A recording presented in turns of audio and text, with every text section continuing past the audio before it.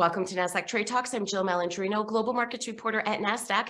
Joining us for the segment, we have Sid Mehta, founder and chief investment officer with Bay Capital, to discuss the shift of investment behavior during the pandemic and macro outlook for India. Sid, it's great to have you with us. Welcome to Trade Talks.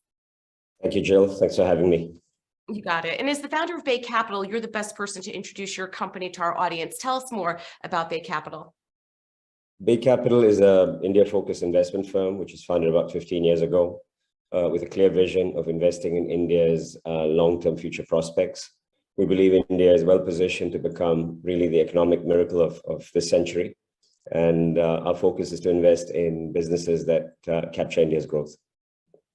Having invested in both the private and public markets for more than a decade, tell us about the shift of investment behavior during the pandemic. What have we learned from this unprecedented time, and what are some of the key takeaways? I think the most important thing that we walked away with is resilience of our portfolio companies and the inherent economy of India. Unlike many other countries, India doesn't really have a safety net. And unlike most large economies, the government in India did not choose to adopt monetary financing as a way to support the economy. So as a result of that, you had a significant contraction in the first 2 quarters of the pandemic. But what you saw was effectively a great phenomenon where corporate deleveraging took place and great efficiencies were found within corporate India. And the country continued to not only function, but flourish coming out of the pandemic. And that was a big learning for us. And number two, I think, we tend to typically invest in businesses that have been around for a long time, that cater to sort of everyday needs of the Indian consumer.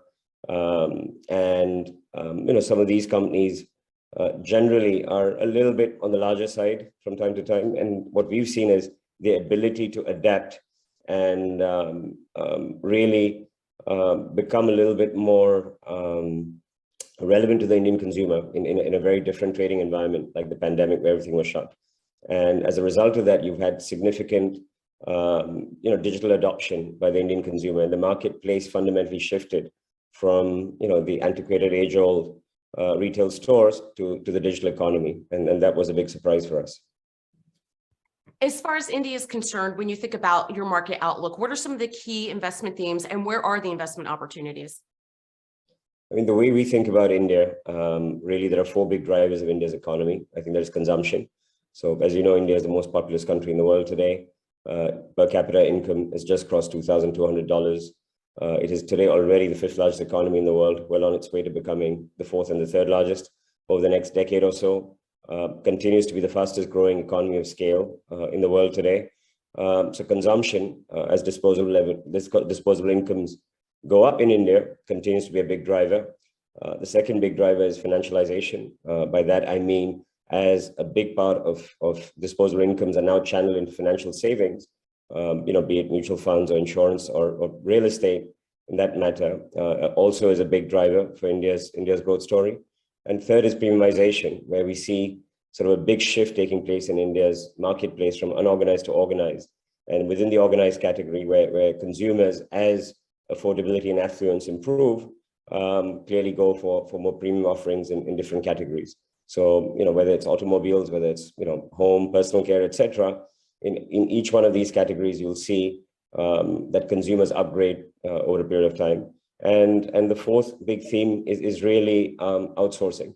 If you look at sort of India's role in the global economy, is significant and substantial, where India is going to add the single largest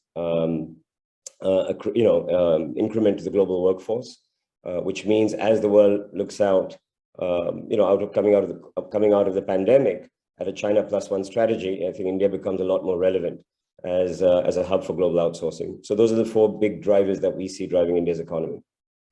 Tell me about the collaboration between Bay Capital and Nasdaq. I think it's been a fantastic relationship so far. I think we use Nasdaq eVestment proactively to get through to the various allocators around the world, and we find the information that we get out there, is very insightful. So from that perspective, I think eVestment as a platform has been fantastic. And Sid, when you think about Bay Capital and its outlook for growth, where do you see the company, let's say, in the next 5 years? I think for us, clearly we see, India's market evolving. It's a $3 trillion market cap economy today. We are a sub $1 billion asset manager in the country today. But as disposable income in India grows up and as more capital is channeled into financial markets, we hope to be a thought leader in the country and an active manager where we hope to attract more capital and hopefully that meaningfully changes. Of course, not only our asset base, but also, the kind of investments, we make. All right, Sid, we appreciate the insight. Thanks for joining us on Trade Talks. I'm Jill Malandrino, Global Markets Reporter at Nasdaq. Thank you, Jill.